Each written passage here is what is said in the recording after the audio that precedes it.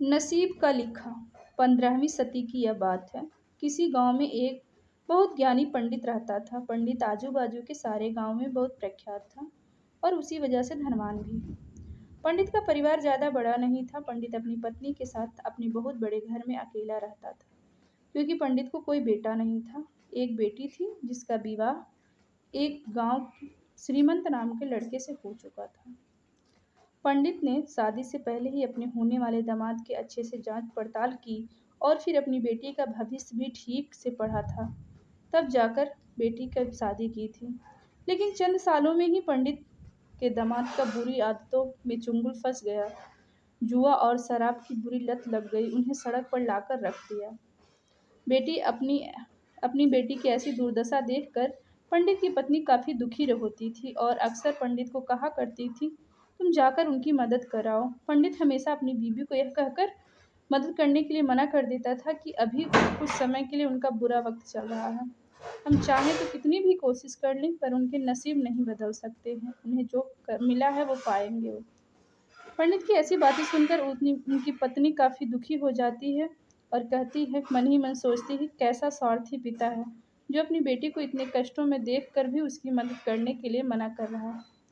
आखिर भगवान ने भी जो कुछ इतना धन धान्य दिया है उसका क्या करेंगे। हमें कोई और औलाद भी तो नहीं है देकर, वहीं यह बेटी ही है और इसके लिए भी कुछ नहीं करेंगे तो किसके लिए करेंगे।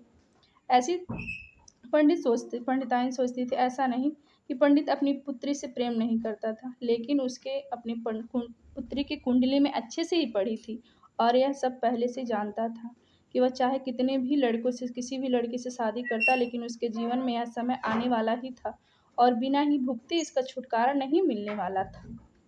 एक दिन खाने पीने के लिए भी मोहताज हो चुके थे। पंडित की बेटी और दामाद उसके घर आए। पंडित और उसकी बीवी ने दोनों खूब आदर सत्कार किया और खूब अच्छा खाना खिलाया।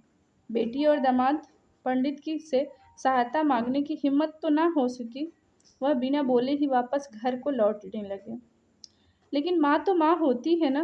पंडिताइन से रहा नहीं गया और वह बिना पंडित की इजाज़त से उनके चोरी छुपे बूंदी के लड्डू बनाकर उनमें सोने के सिक्के रख दिए और बेटी और दामाद को दे दिए, ताकि बेटी और दामाद को कुछ आर्थिक सहायता हो सके।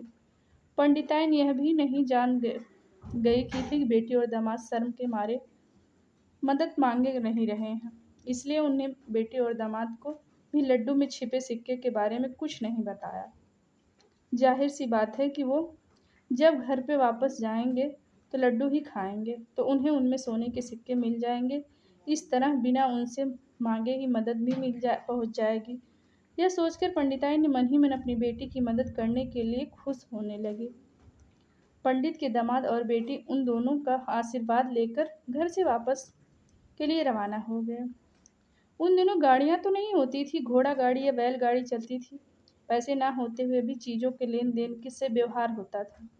बेटी और दामाद गांव के लिए पैदल कोसों दूर चलने लगे। फिर पैसों की कमी के नाते पैदल ही चलने लगे। गांव की तरफ निकल पड़े। थोड़ी ही दूर चलते ही पंडिताइन के पैर में मोच आ गई है और वो चलना मुश्किल हो गया उनका।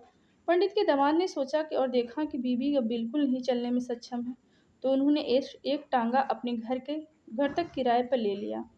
दोनों पत्नी टांगे में बैठकर घर पहुंच गए, लेकिन टांगे वाले को देने के लिए उनके पास पैसे नहीं थे। इसलिए पंडिताई ने जो बूंदी के लड्डू उन्हें दिए थे, उन्होंने किराए के तौर पर उस टांगे वाले को दे दिया। टांगे वाले बूंदी के लड्डू लेकर वहां से चला गया। टांगे वाले ने अपने घर की तरफ जा रहा था, तब देखा उसे एक हलवाई की दुकान दिखी। उसने सोचा कि थोड़े से बूंदी के लड्डू से मेरे घर के कुछ लोगों के लिए पेट भरने के लिए उनके लिए इन बूंदियों के लड्डू से बेचकर मैं कुछ चावल खरीद लेता हूँ। टांगे वाले ने बूंदियों के लड्डू हलवाई को बेच दिया। जिस गांव का वह हलवाई था, उसी गांव में एक आदमी के घर पूजा रखी थी और उसी पंडित को ही पूजा के लिए बुलवाया गया था। पूजा में लगने वाले प्रसाद के लिए आदमी ने उस हलवाई से बूंदी के लड्डू लिए, जहाँ से उस टांगे वाले ने बेचे थे। हलवाई ने उसे आदमी को वही लड्डू ही दे दिए जो टांगे वाले ने दिया था। लड्डू लेकर चले गए। पूजा खत्म हुई। दक्षिणा के तौर पर बूंदी के लड्डू लेकर पंडित अपने घर आया। खाना खाने बैठा तो प्रसाद में लाए हुए बूंदी के लड्डू खाते वक्त लड्डू के सोने के सिक्का निकला। इस घटना को देखकर पंडिताइन की आंखों में आंसू बहने लगे। पंडित ने जब पंडिताइन के आंसू का कारण पूछा तो पंडिताइन ने पंडित को कुछ बताया और पंडित से उनकी बातों को पर भरोसा न करने के लिए माफ़ी भी मांगी। पंडित ने पंडिताइन के आंसू पोंछे और कहा कि तुम्हारी तरह मैं भी अपनी बेटी से बहुत प्रेम करता हूँ, लेकिन अगर उसकी ये सब मदद करनी है तो दामाद हमसे हमेशा ऐसी ही मदद की अपेक्षा करेंगे और अपनी बुरी आदतों में कभी नहीं छोड़ेंगे।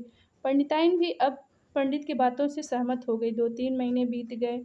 पंडिताइन के दामाद और बेटी फिर से घर एक बार आए और घर इस बार उनकी परिस्थिति पहले से बेहतर हो चुकी थी, क्योंकि पिछली बार खाली हाथ आने के बाद दामाद ने का नया काम शुरू हो गया और अपनी सारी पूरी बुरी आदतों को छोड़ दी थी। दोस्तों, नसीब में लिखा जो होता है वो होके ही रहता है। क्या पता नसीब पर भरोसा रखते या फिर कुछ और हो जाता। इसलिए